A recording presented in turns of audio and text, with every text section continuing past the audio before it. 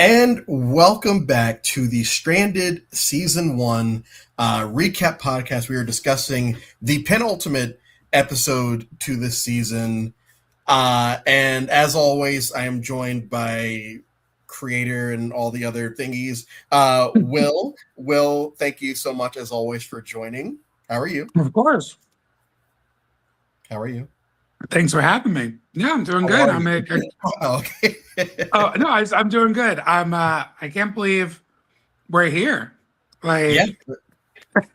It's been a very long journey, but we are finally here. And the other person joining us today, spoilers, is our final six boot. We have Nathan joining us today.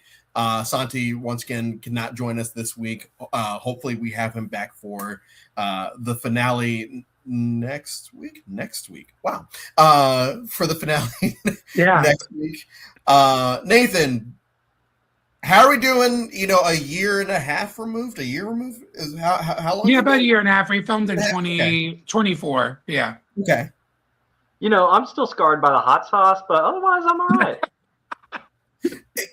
I don't want to. I mean, I'm going to get to that eventually, but just what was there a specific type of hot sauce? Because it was Carolina y'all's Reaper. Reactions were all over the place.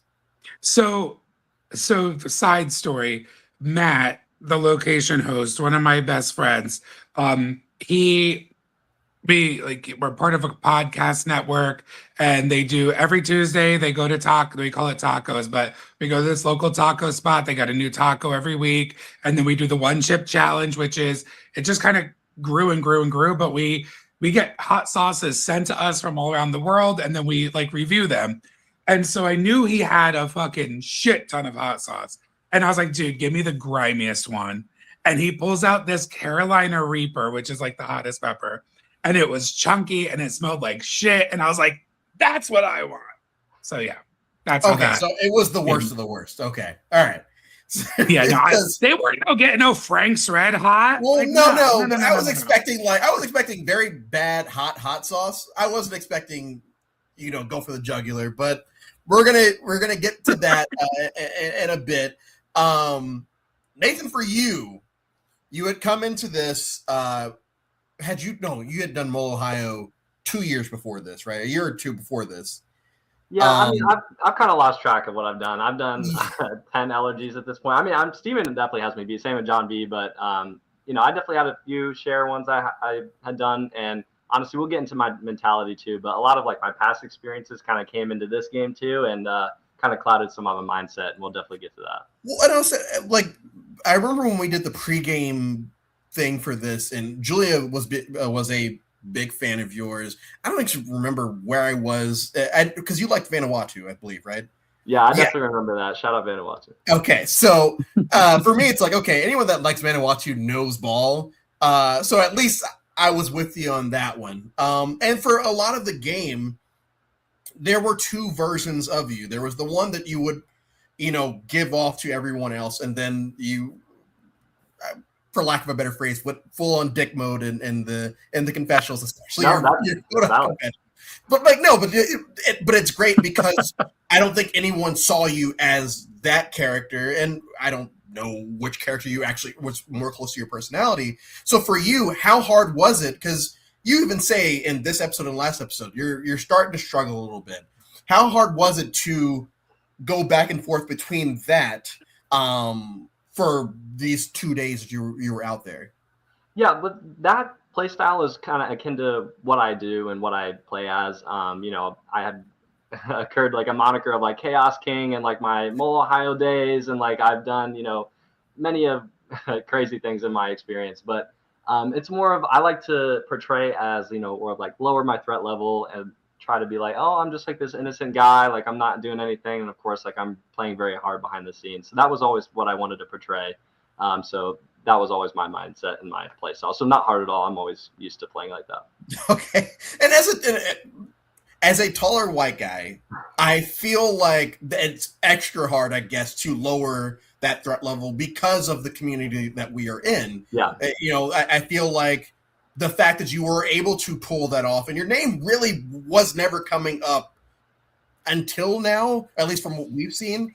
I think it's a testament to that, because I don't know exactly how tall you are, but you're tall enough that people should be looking at you just because of stereotypes. No offense. So we're going to start off, and we're going to get to all of the fun stuff. But we'll start off with one of my favorite challenges, probably my favorite challenge in both Survivor proper and most LRGs.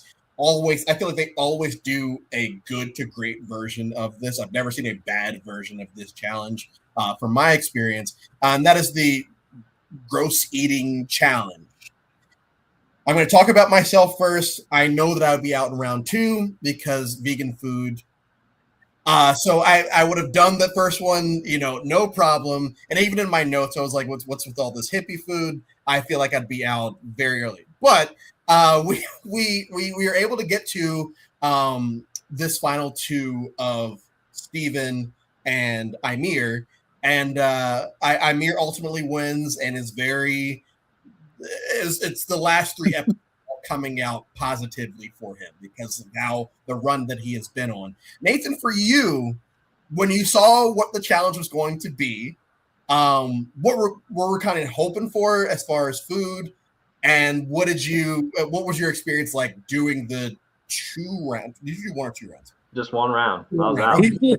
Yeah, they just did the intro shot. That was it. I'm done. So spectating afterwards, what was it? Yeah. I mean, I have a background in camp counseling. Like, I have, been in the wilderness. Like, I have eaten random things. So I was like, you know what? I'll be fine. Like, I'm ready to do whatever it takes to win this challenge. But when, as soon as I took the hot sauce, I'm like, damn, oh my God. Like, I don't know what happened. I went down the wrong pipe or something, but it just hit me. And I was like, you know what? I should be fine. As long as Aimir doesn't win, most likely I'll be good. So I was like, you know what? Let me just sit this one out. And then if Aimir wins, he does. So we'll have to figure it out from there. Will, when you're putting this challenge together, I'm assuming you've seen both LRG versions and obviously the Survivor version of this. When you're putting this type of challenge together, what are you thinking? Let's really mess with them? Are you thinking, how do we make this fast? Like, are we trying to make sure that they are so capable of doing the strategizing right after we're done? Because there is no. I think someone says this is not a 39-day game, so they don't get to just do this, go back to camp and rest for a couple of days and then strategize. They have to do this, and then. So does that kind of stuff go into your head when you're putting this specific challenge together? Yeah. So the reason why things were vegan was, one, John S. is a vegetarian, no big deal, and 2, Matt, our wonderful first boot, was vegan. So going into the season, we're like, we have to have. Of course, it didn't even matter really, but you can't plan. It can be like, oh well, if Matt's in, we'll do these items, but if he's not in, it has to just be across the board.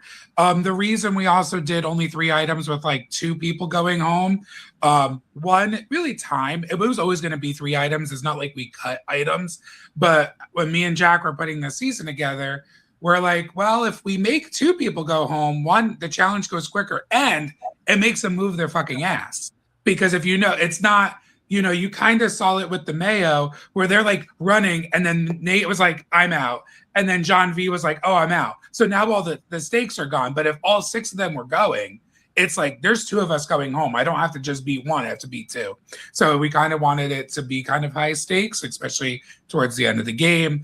There's not a lot of room, to hide in that regard. As for do we want to kill him? Yeah. I mean, I was like, a shot of hot sauce. Waivers, it's fine. Yeah. I mean, I was like, shot of hot sauce isn't going to kill anyone. Nathan almost died. I'm like, okay. I was like, the vegan mayo, yeah, it's at the end of the day, it's soybean. It's not, we're not giving them a live grub. You know what I mean? Wasabi toast. So we got you got spicy, then you got a chill, then you got spicy, and then you got acid. Just the. The cocktail that you guys gave. I would say the hot sauce and the cocktail would be the 2 that I would feel confident in. Everything in the middle, it's there's no way that I would eat. Troy's in there pacing himself at one point. I'm like, good for you, man, because I mean, it was it was kind of like girl to watch. But let me tell you, Steven was fucking up that mayo. He was sitting there like, and I was like, Steven, it's like, you don't got to show us what you do with the girlfriend, babe. Like, come on. It was just like a lot. And I was like, he like really enjoyed it. He's like, it really wasn't bad. Like Troy loved the wasabi toast. Like, yeah, so it like, seemed like he was having a grand old time. he was like, can I finish this like back over there? I'm like, whatever you want. I don't care. It was so funny, like how people react to it. Like Nathan died the entire time. You even saw in the reward, Nathan was gone. Like he was like, I gotta go. You know what I mean? And other people are like, I'm fine. And Steven's like, I'm gonna eat half a fucking pint of ice cream. And I was like, yeah, go off, King. Go and off. I do want to get to that point in a little bit. But Nathan, back to you because you just brought up, as long as Ymir doesn't win, I should be fine.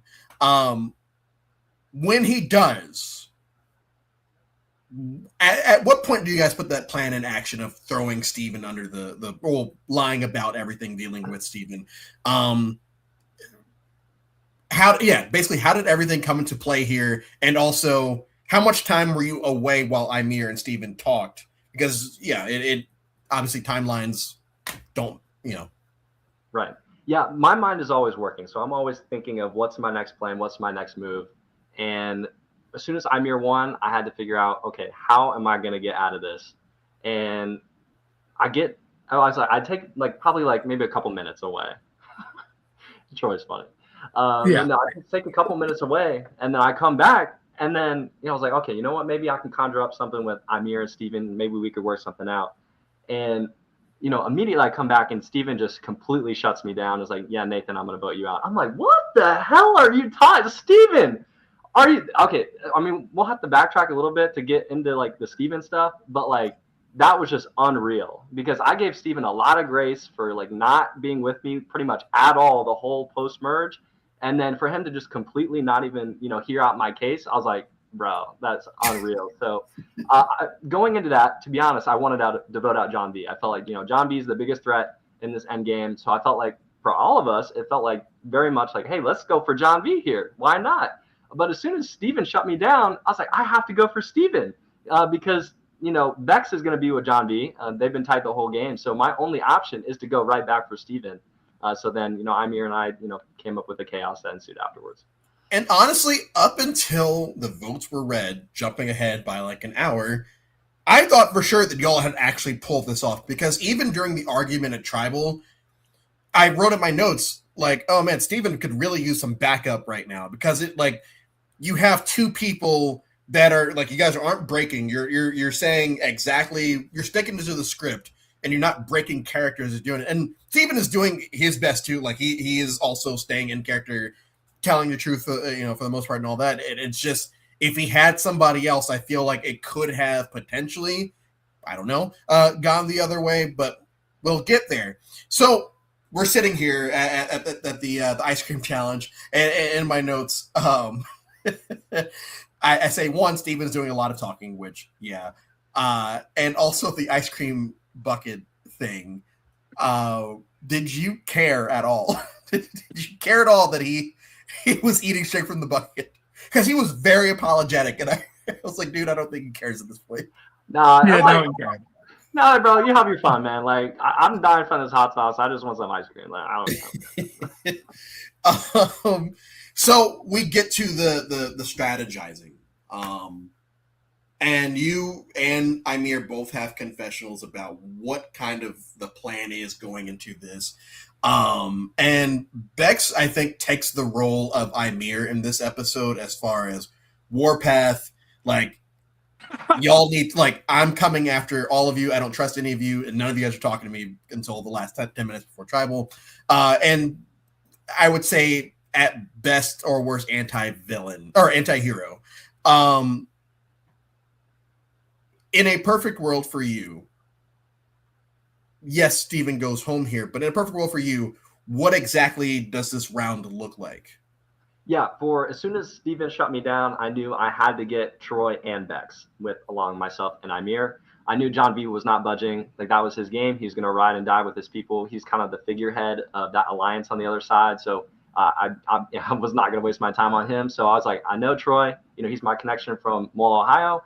I actually hung out with him like 4 months prior in New York, or maybe 3 months prior to the game. So I was like, coming into the game, I thought Troy was going to be my guy. And then, Steven, I played a sequester game with him like prior as well. So that's why I knew him. So I was like, I was trying to play on that as well. And then Bex, the whole time, pretty much that whole post merge, I was really just trying to basically just like, I don't know, just like beg and like weep to her the whole time and just be on my knees like, Bex, please, please, please, just give me a chance.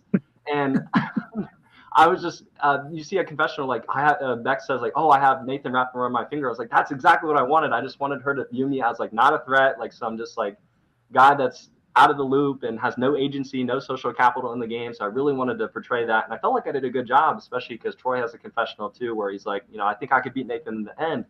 It was a tough task because I also had to lower my threat level so much where they thought they could beat me even with all the green on the jury as well. So it was tough to cause all that chaos, but we made it pretty close. So I definitely was really targeting Troy and Bex, and it was tough to hear that, I put a lot of time into Bex, and for her to feel like that, she wasn't being talked to. I was like, I've been talking to you every round. Like, I've been trying my best. It seemed like, and I don't know how much time between all of this and Tribal actually happens, but like Bex is featured very heavily in most of the strategizing during this episode. So I don't know if that all of that happened within that last 10 minutes before Tribal. But when she says it in Tribal, everyone's like, hey, no, I was talking to you here and I was doing this and I was doing that. I'm like, all right, Will?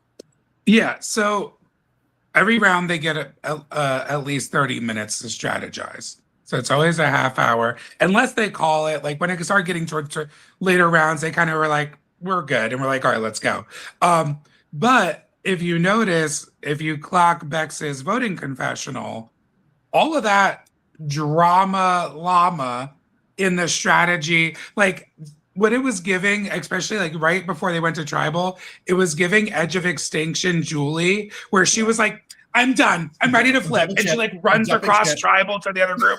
And it's Lady Beck's like, I don't know what I'm doing. I don't know what I'm voting for. And then all the guys are just following her. And it was so funny. It was giving that. And then at the end, she's like, oh yeah, I was never going to fucking vote. I was never going to vote with Nathan. Like, she's like, I just wanted to make sure who was going to be with me for the end game, which was, I mean, we'll see if it works out for her. Because it's like, your allies always don't love getting tested at Final Six. You know what I mean? But we'll see if it works for her. It was hilarious. This is one of the funniest episodes just because of all the dramatics and the challenge. It's like Ymir, and Ymir's like, let's fucking go. And then Steven's like, bleh! And everyone's just like, ah. And Ymir's just like, yay. And it's like, these are so many conflicting emotions all like right here. It was great. And staying on the Bex thing, Bex calls Nathan over. It's like, hey, don't bullshit me. Do you know Troy? The fucking Bex father. Yeah. Tell me everything you need that I need to know, because I'm not voting with you if you don't tell me. It's great. So because when she asked Nathan that, in my head, I didn't know where she was going with it. So I'm glad that Nathan. I'm glad that you told the majority of the truth. In the moment, though, how do you react internally? Like, hey, are you figuring out how much of the truth I'm going to tell her, or I'm just going to regurgitate until she responds to something? Yeah, I mean, my game with Bex the whole time was to try and be as truthful as possible and convey weakness and convey that I was just, I needed her and that she needed me, right? So I really was trying to convey that as much as possible. And, in that conversation by that tone, immediately when she said that, I'm like, I got to come clean. Like, I have to tell her at least something partially of the truth. Otherwise, she's just not going to believe me at all. So that's why I kind of explain what had happened, but I'm not going to explain, like we were pretty close, we were pretty tight. But I'm going to explain like the game behind it. It's like, oh, like I was up third, he made it second. So I can say that, but I'm not going to say like we were truly tight the whole game. And I want to get to something in a second, but I couldn't, I know now who it was, but I couldn't tell who was throwing up when everyone's, because there are two people gone at this point. And I can't tell if it's Ymir or, because Ymir says he has to go to the bathroom at some point. Yeah. So Ymir and Lupa are gone, and it was Steven that was throwing up behind the porta. No, that was Ymir. Oh, that was Ymir. Okay, so I had no idea. I couldn't figure it out, and I think it's because Steven looked more sick after that scene that I felt like it was him. So it was Ymir. Yeah. And I didn't Nate- realize we even had that footage until we were like editing it. And he's like, I'm like, first of all, why would you just throw up in the porta potty? Like, that's what it's there for. Why are we on our hands and knees behind it? But whatever. Are disgusting. I feel like my gag, like I would just gag even more. I feel Oh, you're already throwing up. Who gives a That's shit? true. Nathan, one, how sick did you get? And two, on a more serious note, during just the strategizing portion of this, do you start to feel like, man, we might actually pull this off? Yeah, to answer your first question, like I just felt nauseous. Like I don't know if I really ate anything that morning. I don't know if I slept that well. It just hit me at the same time where I was like, damn, I just like don't feel that great. I'm not, not that well rested. And then during the strategy portion, I don't know if I ever felt like I had it. Obviously, it was still into tribal, and then we get there and Vex, is seemingly not made her mind up yet. So obviously I was still fighting all the way through to the finish, but obviously I never felt safe this round. Pretty much the whole rest of the game, I felt not in danger at all. This is the first round where I was like, I'm like really in a lot of danger once I'm here on immunity. So, but yeah.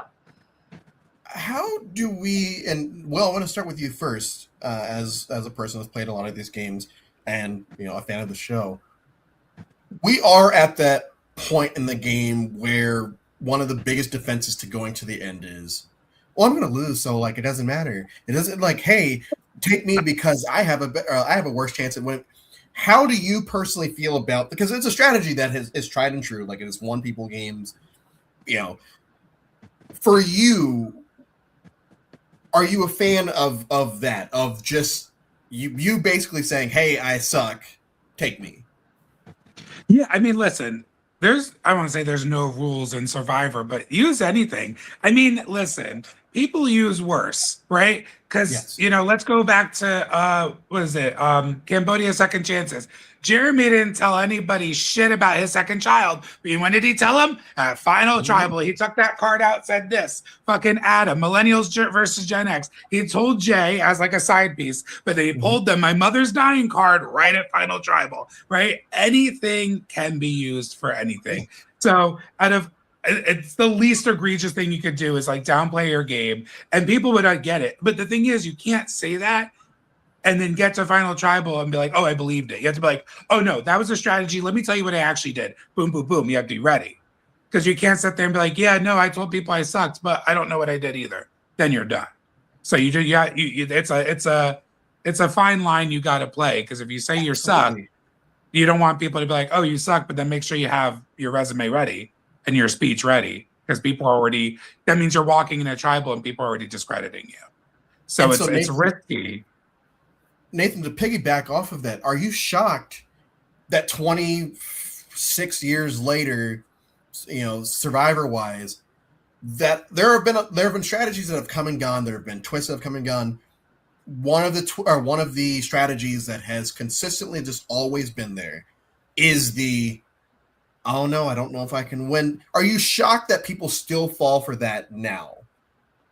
I mean, I think it's it's all about perception, right? And how is your ego with these other players? Like, how well do you think are they playing the game, and how confident are they in themselves? So, I mean, we see it time after time. Sophie Blarty in 49 thought she had a winning game even without taking like Rizzo's idol and tried to get to the end, right? So it's all about perception. Yeah. I got something. Sorry, I don't mean to chime in, but I got something about the. Yeah, no, I got something about the rules too, because you make up a good point. Like I wanted to bring up at some point, Bex and her signage in the game. Like for me, I felt like personally, like I would not do that. I felt a little icky about the situation, like telling people to, write down signs. But I got to give her credit. Like it was never said in the rules. You can't, make some signs on the voting parchment. Normally, I would think like, oh, you just write the name, and that's it, right? But personally, that didn't really sit right with me. But she played it well, and it worked out for her in the game. What I love about that too is like it doesn't say, but again, you guys allowed that to happen because, we said it in the intro, right? You guys get to make the rules of this new society, right? And the rules you guys chose to do was, even though it's one world, we're barely going to use it.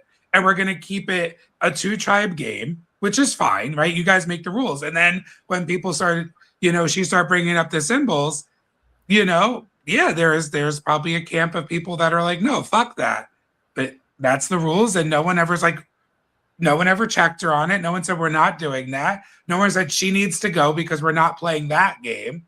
And she got away with it, which is wild. And then it became like, a main talking point. Okay, well, what was on your vote? And you're like, I was the little sad face with the wonky thing. I did the star. I did the cock, or whatever it was. And it was like, and I remember like in real time being like, why are they letting her just dictate how this goes? Like, no one's checking her ass on it.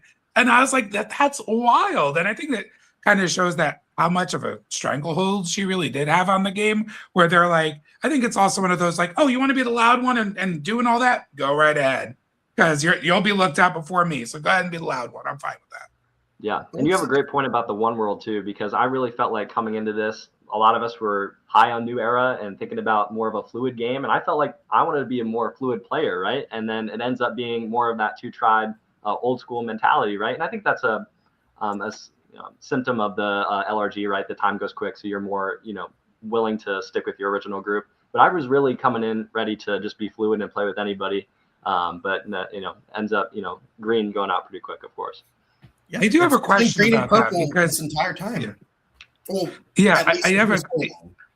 Yeah, no, I do. Because we haven't talked about this. So going back to, when we made the tribes, we purposely kind of made, one kind of chaotic and one kind of chill, just to kind of get that original storyline. But like, Purple was chomping at the bit to try to talk to you. Ymir was really trying to chomp the bit. So who on green was really the one who was like, no, we're sitting down and we're being the Kumbaya tribe and we're not talking to anybody? Who championed that? Because I still don't know that personally. Yeah, I think it was just, an overall culture. I think normally it was probably Ymir, if I were to give it to credit to somebody, because every time that we were done strategizing, he would go sit down. A lot of the other people would follow suit.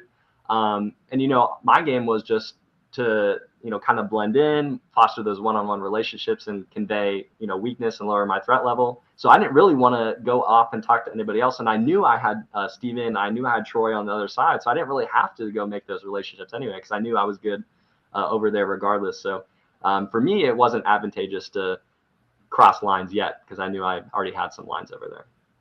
Gotcha. So we get to right before tribal, timeline wise, I guess, I don't know.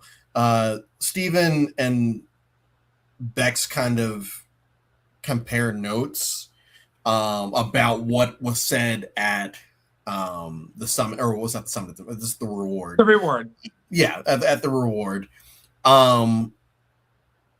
For you, and I guess for you and Ymir, I'm assuming that this is always going to be a worry of like, what if Steven blows up this entire thing and ruins the plan? When you see, I don't know where you are in respect to where, when you see Steven and Bex go off, do you kind of think, oh, this is probably the conversation that's being had? Yeah, I think in that moment, I was probably like talking with Ymir or getting the plan together, talking with Troy. Like if I don't honestly remember if I saw in that moment, I probably should have broken that up. But yeah, honestly, I can't recall to that point. Okay, but and I guess it doesn't matter, because when we get to tribal, you're able to do it anyway. You're able to basically gerrymander. Like I even have in my notes, Nathan passed the fucking mic, because when Bex asked, hey, who did everyone vote for last round? And you sat there with, at least on camera, you sat there for the longest time and then handed it this way to Troy, even though Steven was the one that initially wanted to get it next, which I thought was great on your end. Like, hey, maybe by the time it gets around to everyone, something will happen where Steven doesn't get a chance to talk. And it almost seemed like that was going to happen, because you guys basically got shut down at a certain point. But yeah, going into tribal, I had no idea. I think John V's confessional, where he's like, hey, I'm down to go to Rocks, kind of put that in my head, something that hadn't been there all episode, of wow, these people might actually do this. And that's what I love about how fluid this is, because yes, at the end of the day, like, did a green go home and purple stayed strong? Yes. But what's so interesting about this purple crew is it wasn't like oh, we're the 4, we're running to the end, that's it, shut out, and that's it. This 4 was such a dysfunctional 4 because, like I said, John walking into tribal was like, yeah, I think we're probably going to Rob's. I don't know. And it's like, how do you not know? Because everyone just didn't trust each other. And that's what is so interesting about this group, that nobody really knew. And then it becomes a live tribal, because I'm like, that's what I want everyone to like. Live tribals in like 1-day games where you have 5 minutes to strategize. That makes sense. You had no time. These people had a full half hour, and yet they made almost every tribal a live tribal on top of the half hour that they were able to get. And it's just, it's this cast is just fucking phenomenal. I love this cast. Nathan, the fact that it does turn into a live tribal, though, once again, is it like, oh wow, I could actually pull this out, because now people are thinking about what me and Imir are saying here right now. Steven, like I said earlier, Steven is still like, he's not blowing up. He's just defending himself. But we have 2 against 1 as far as what Steven said compared to what we said. So when people are around whispering, once again, it's, hey, I think I could actually get this to maybe go to rocks even. Yeah, I mean, as much chaos as much smoke screen that we create, that the more that we could distract Vex from thinking about the facts, right? And that being their 2 greens, 4 purple, and then the greens are on the jury.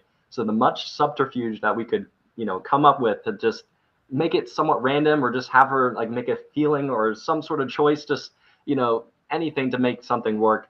That was what we're going for, because it really truly all hinged on Vex, right? Because I think if Vex was in, Troy would have been in, right? It really just came down to her for sure. Yeah. I have here, and I want to get your opinion on this person's game. Well, I guess these people, but specifically one. I have, are John and Troy the only non-anti-hero / villains? Because at this point in the season, I feel like that, even though so maybe we'll even put Troy in like the anti-hero type thing. But John, who, for better or worse, loves to portray himself, out in our community as like, oh, I'm a big villain, but I'm also, very loyal, very this, that. And I feel like John, more than anyone else, is probably the hero of this season, or at least the most the biggest protagonist that we have up to this point in the game. What were some of your because he's not catching anything. Like you said, like, hey, John probably needs to go here, but sorry, Steven, you threw my name out to me. What was it about John in this game that you think has kept him safe up to this point? And we can go to Troy as well, because yeah, some people still think he has a real idol or what have you. But Troy's another one where it's like, okay, this guy's clearly a social threat, and we only have 6 people left. What was it about these 2 that the pressure wasn't ever on them, and if it was, it somehow ended up on the rest of y'all? Right. I mean, I think it's twofold, right? So purple was so dysfunctional, and and there was a lot of targets on that side that were blocking like John B and Troy. As for green, like obviously we immediately go into the minority, and we're having to scrap and claw and do whatever we can to get out of it, right? So we don't have really the agency to make those decisions and go for them, even though it's obvious to us. For them, they're trying to weed us out too. So I think, like, for me, like, I was always protecting Troy. Troy's my guy. Like, that was never going to be a thing for me. And then for John B, like, I came into the game, I knew of John B and his reputation. I was expecting, grandiose big things from him. But, as you saw, he was playing incredibly different than what he's played in the past. So for me, like, I had a lot of respect for that. And I just felt like I just still wanted to see a little bit more from John B. But as the figurehead of his alliance, I still had respect for what he was doing. And he really controlled it well. And he had those targets like, Brooke, Vex, all those people in front of him, Steven causing chaos in front of him. It was just hard to get directly at him. And we can talk about the John B, the final 9 vote that was missed. But I'm sure Will has questions about that. I was just about to bring that up. Yeah. Because you literally put now John S, I won't get on him because he didn't get the information that you were supposed to give him. But, and then you literally, as you're voting for Alex, you're like, yeah, he's playing the idol. And I'm like, I remember, because I ran the voting booth, and I'm like, dude, you have, like, You think it's this simple? You think it's just going to be a 8-1 on Alex and that one Alex vote's going to work? I was like, oh, I remember you walk away. I'm like, oh, Nathan, you're so much better than this. Yeah.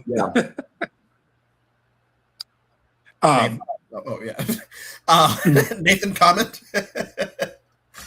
Yeah, so I mean, I got a rebuttal from Alex. Something that Alex also my guy. Like, I pretty much had number ones. You know, in the final 2 deals with pretty much everyone on green. When I get voted out of the game, like, you know, Dave, John S, Alex, they all tell me like, oh man, we all thought you were my number one. But no, you know, for me and Alex, I thought that was my guy. And he comes on the podcast and he's like, you know, I told Nathan to go to talk to John S. I'm like, what the hell? That did not happen until afterwards when we discussed that. We were supposed to go to John S. Well, we just talked the 2 of us, and we thought we were going to throw our 2 votes on John V. And then you can go back to the tribal council. There was a scramble at the beginning, and then we all sit down.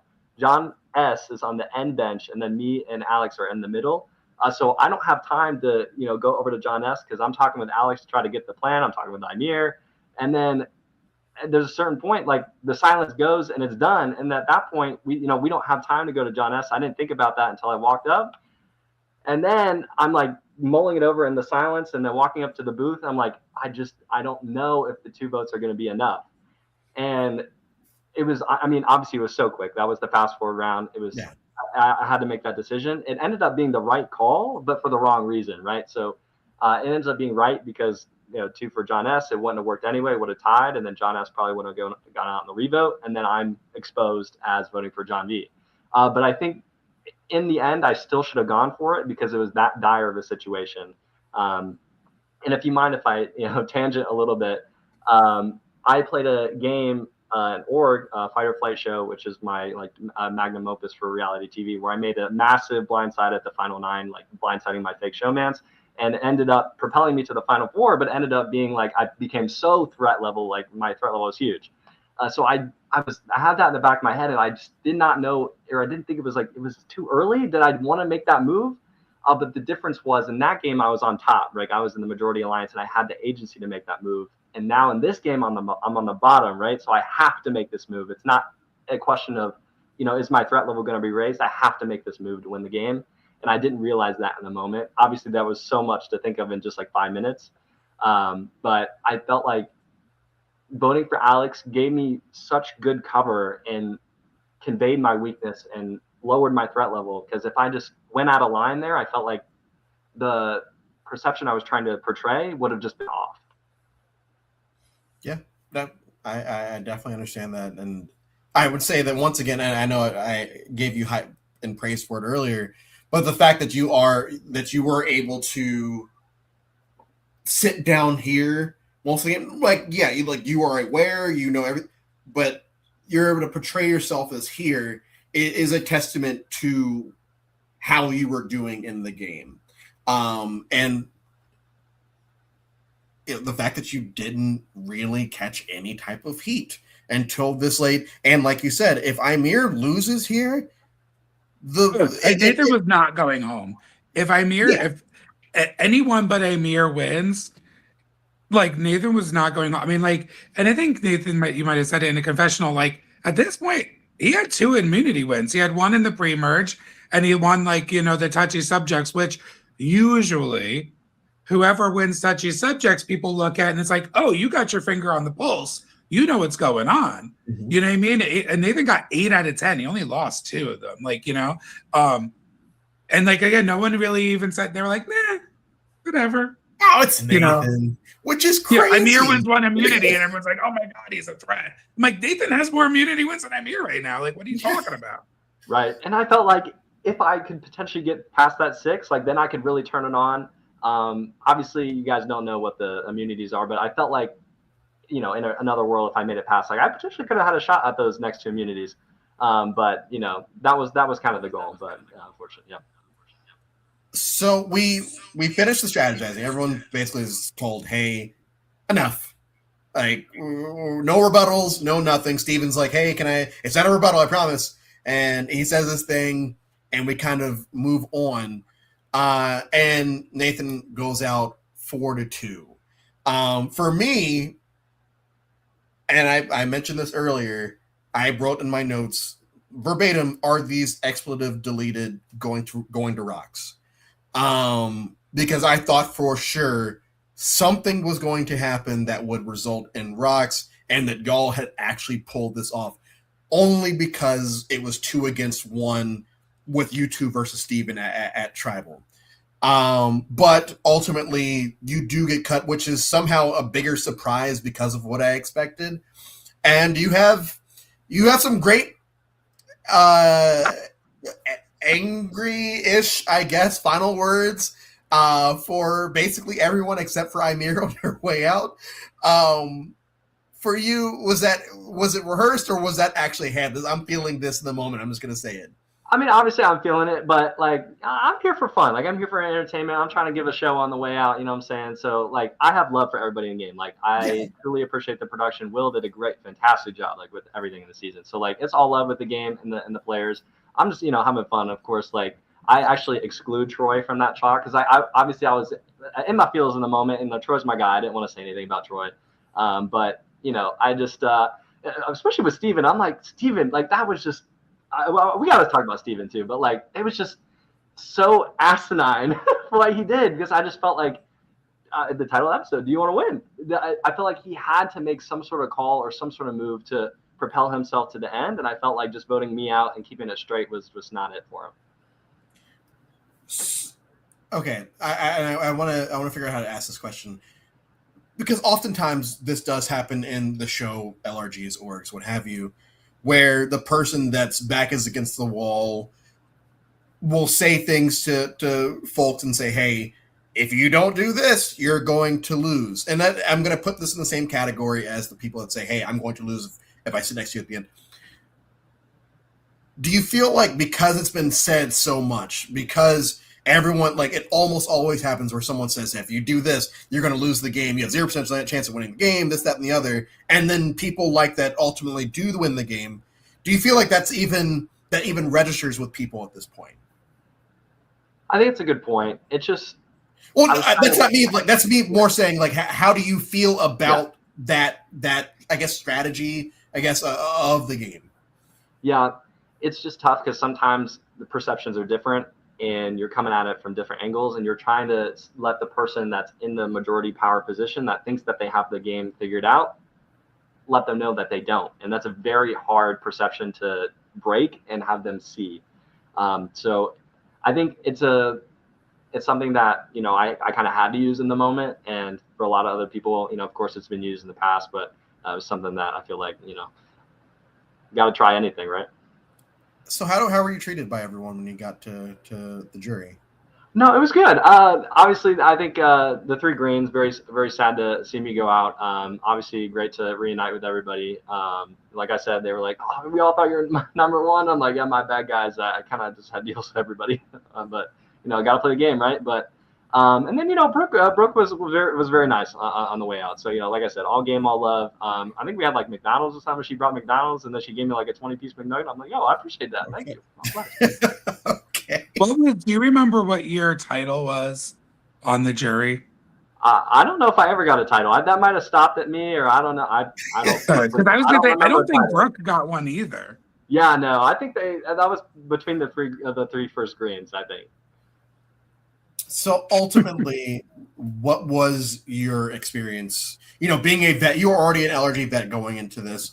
For you, what did you get out of this game that either you've taken forward or something that you felt like, hey, let me go back and watch the episodes before I do this again, or something like that? I mean, I definitely learned a ton from this game. Like, I took in a lot of my past experience. We can also talk about that. I kind of was shying away from the journeys and the advantages and the idols.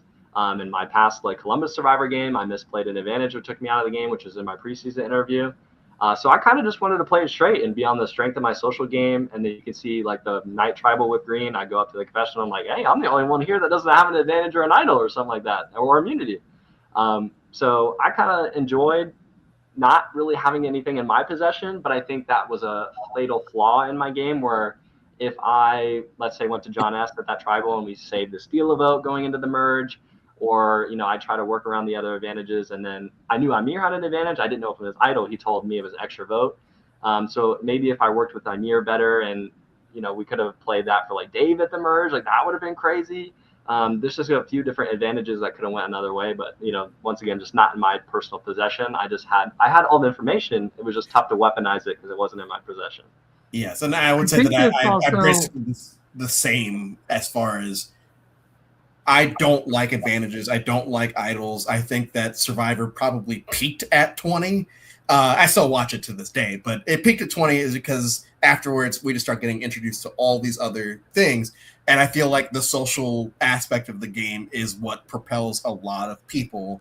And even if you don't have the advantages, kind of just being aligned with people, or at least knowing where the advantages are. And once again, testament to your game that you made. Yes, you didn't win. You didn't make the end. Doesn't really ultimately it matters as far as the game is concerned, but like your strategy worked until it didn't, which is the same with literally any other strategy. So I applaud you for being able to pull that off without having anything in your possession. Will, I'm sorry for cutting you off.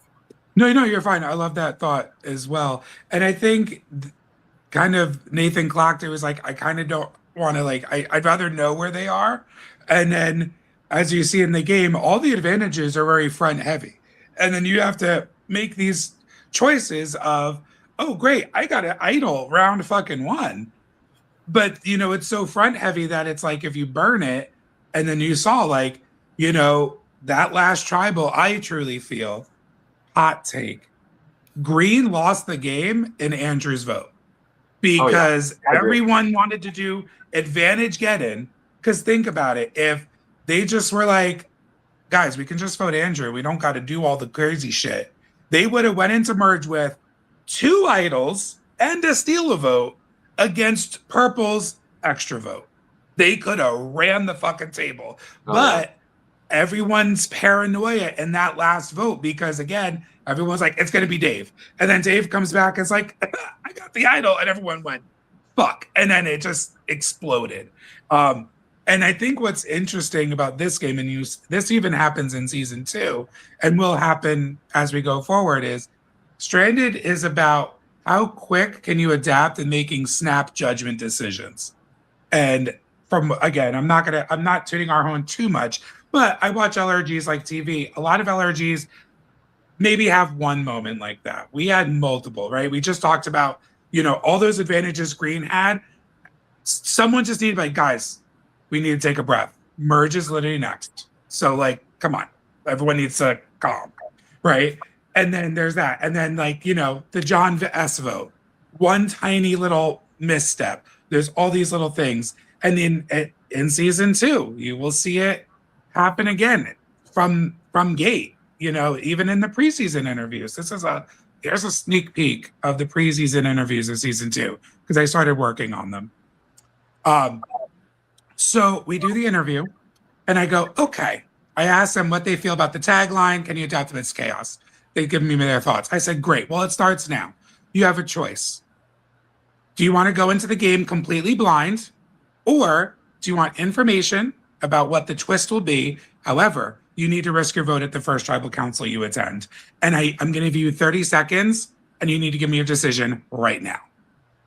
And that happens in every single preseason interview, and we'll see how that works out for the game. But that's what Stranded is about, is you need to be ready. And I think it's great. And I really feel like, Nathan, you were the dark horse. Because we know what challenges comes up. I think Troy definitely he said it in his voting confessional. He's like, I wanted Nathan here. You were Troy's backup plan. That if shit went left, he's like, I got Nathan. We're good, bro. I just think it's so interesting because, like I said, you had more immunity wins, I think, anybody at this point. And it was great. Also, you don't get any of this, Coach, because I edited out.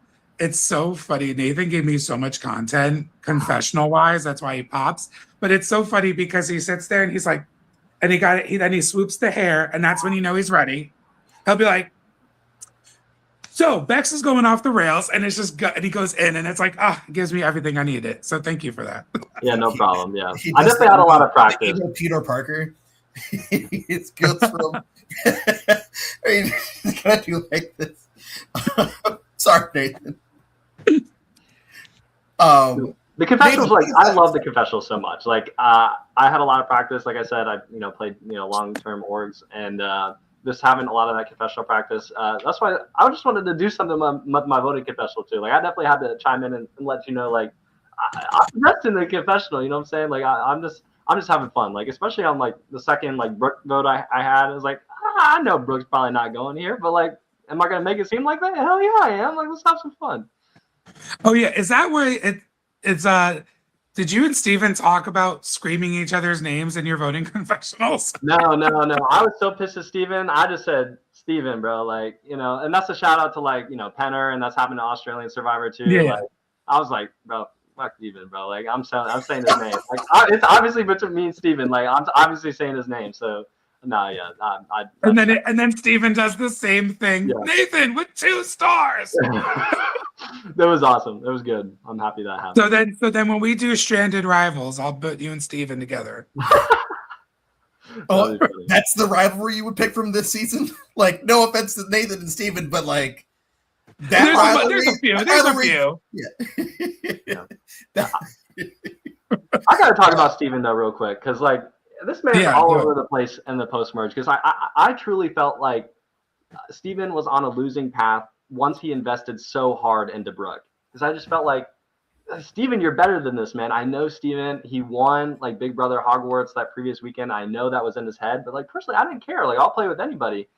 And he just, I think once he like attached himself so hard to Brooke, he wasn't fluid in the game and he wasn't giving himself options to be open. And I felt like at that point, he just invested so hard, and then he just, stay back straight. So I think it's interesting to analyze Steven's game overall. So I kind of have a comparison, but I don't know if I want to say it. Mr. Beast, I've actually gotten that a lot too at my camp. I've gotten that a lot. Well, I think what's interesting about Steven's game is that, and you can see it in his confessionals, in his mind, he was keeping options open. Like, and then that's what I love about not even just Stranded, just Survivor in general, is like Steven genuinely thought is like, he says it, I think, like in the like right after the Alex one, he's like, I had to lie to Amir, I had to lie to Nathan, but they're okay. And then it cuts to you and you're like, fuck this guy. And it's like, but it's so funny that in his mind, he really thought like he was good, and then you guys didn't. But it's like, y'all are existing on the same camp. So how do you have 2 completely different viewpoints over the same issue, which was fascinating, was that, he really thought he had options, and then you're like, he had no options. Fuck that guy. In the game. Obviously, Steven's lovely. We all love, right? But I love that. The word perspective. That was the secondary tagline, apparently, because it gets said every single episode at this point. Yeah, I gotta give credit to John B. too. Green, purple, perspective are the 3 words that are said in every episode. Yeah. Yes. Yeah, and I got to give credit to John V, because he has a confessional in this episode too, where it's like I got to make him feel like I want to make this decision with him, which was very inept. For him. Yeah, so that was very well done, because at least he gave me open to like a conversation, even though I knew he wasn't going to do it.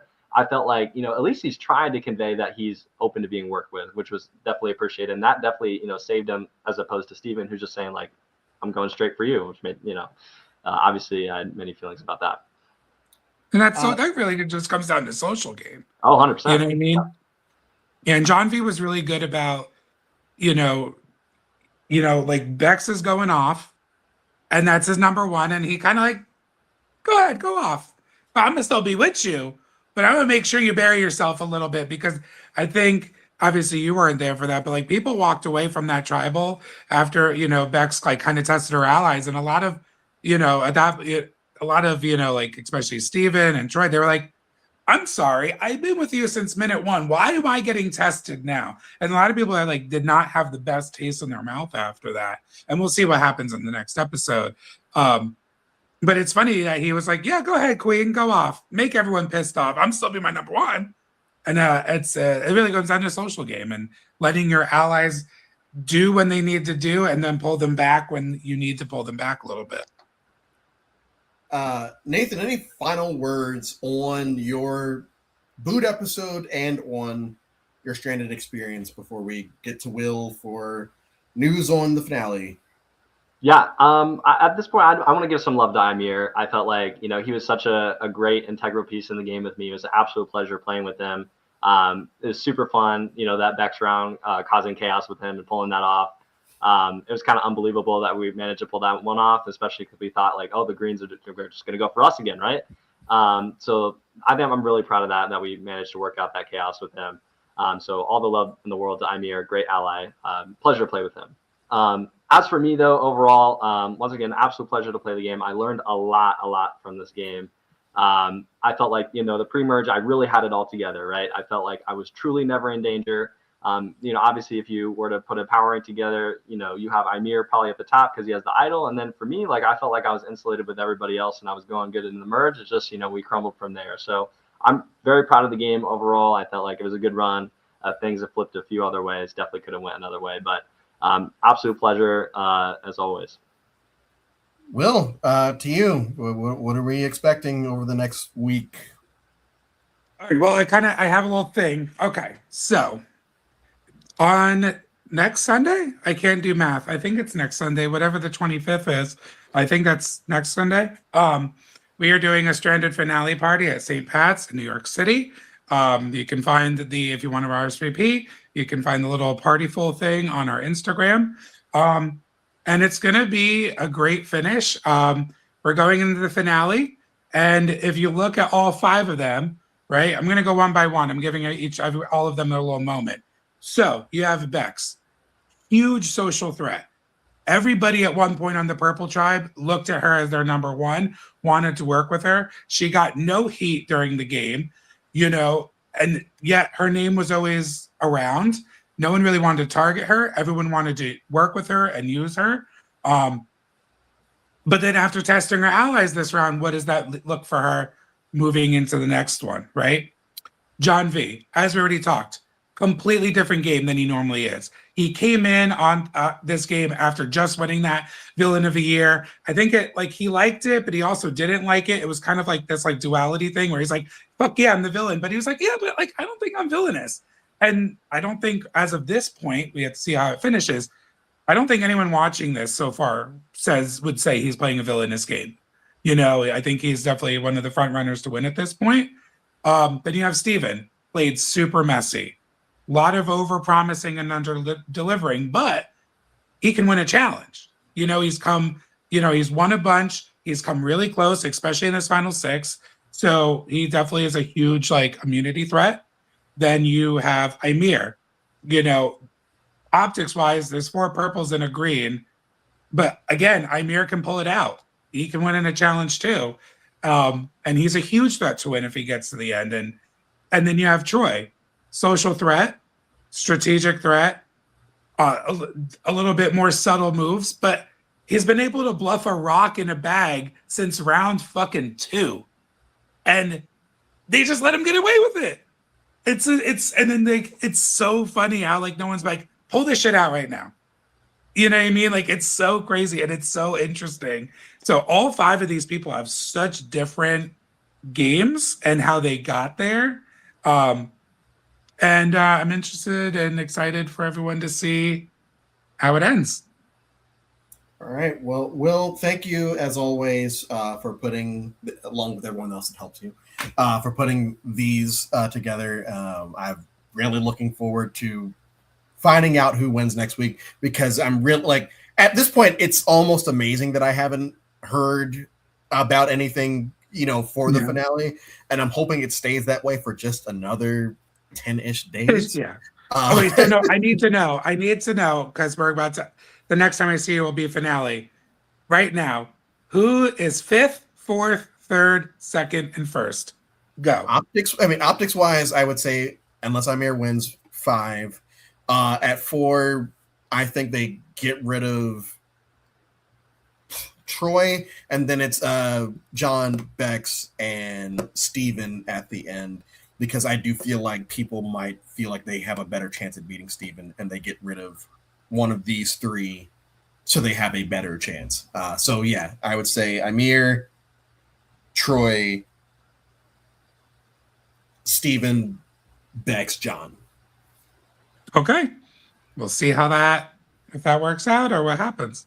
Okay. Well, thank you all for continuing to tune in.